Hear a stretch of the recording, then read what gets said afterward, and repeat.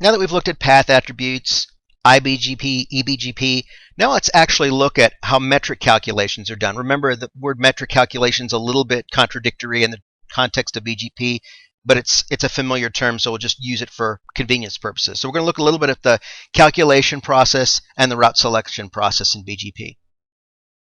So once again, remember that BGP was created for the global internet, which means that it was designed to be able to scale and handle large routing tables. So first and foremost, the emphasis on BGP is on scalability and on loop prevention. And incidentally, in that order, scalability is one of the largest considerations in using BGP. And obviously, loop prevention has to be a part of it or it's not going to be used. So as we talked about before, BGP relies on these path attributes, and they have a descending order of preference. Some are going to be considered before others, and that's going to be the basis for route calculation rather than metrics. Paths to destination network, which are designated by the word best when they're selected in BGP, are those that are installed in the IP routing table.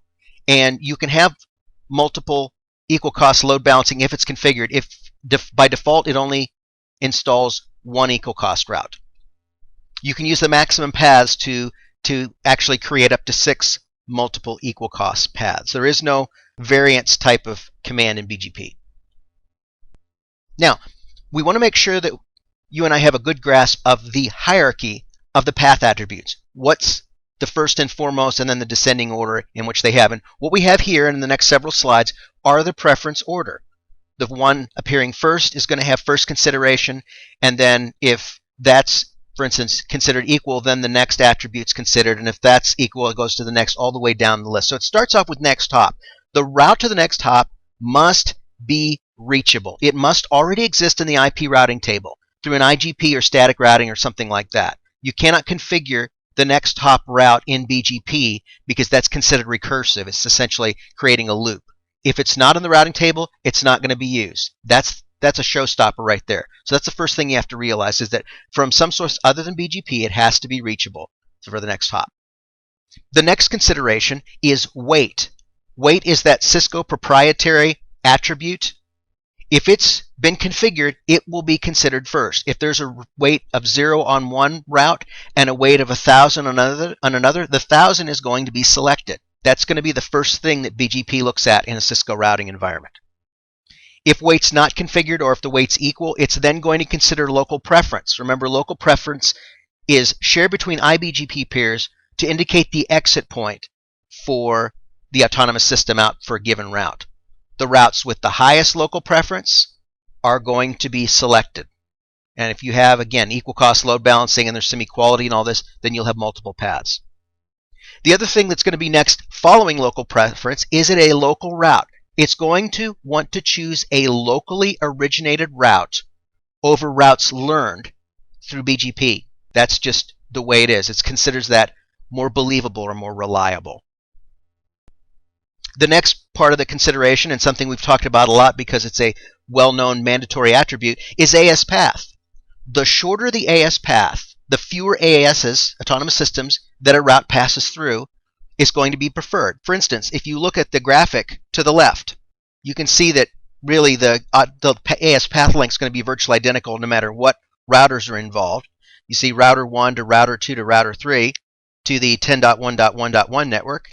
If, however, there were a link directly between R1 and R3, then there would only be 2 autonomous systems in the path. In this particular case, you're going to have the 65001, the originating AS, the 65002, the next that it passes into, and then obviously to router 3.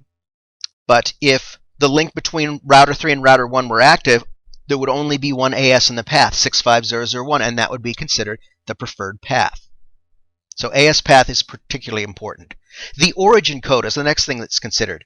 Is it an IGP, an EGP, or incomplete routes? It's, again, remember the hierarchy and origin codes. IGP first, EGP, which you'll probably never see unless you configure it, and then obviously incomplete routes from redistribution are going to be considered last. Following the origin code, you're going to be looking at the multi-exit discriminator path attribute. And unlike local preference and weight, the lowest value for the multi-exit discriminator is going to be preferred. Remember, this is the one that uses the word metric, even though it's not technically a metric. Then following that, following the multi-exit discriminator, neighbor type is preferred. Prefer routes from EBGP peers over those from IBGP peers. Next, if this continues, these things are either not configured or they're equal, what's the lowest IGP metric, whether it's OSPF or EIGRP or ISIS or even, heaven forbid, RIP, pick the one with the smallest IGP metric to the next hop address.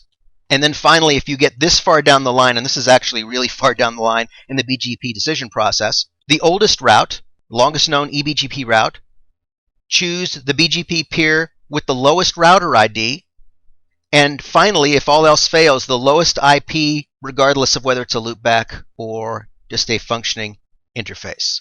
It's important to know these path attributes. It's important to know the descending order of the path attributes, because they are critical to being able to understand how to calculate the best path when you're presented either in the exam environment or in real life.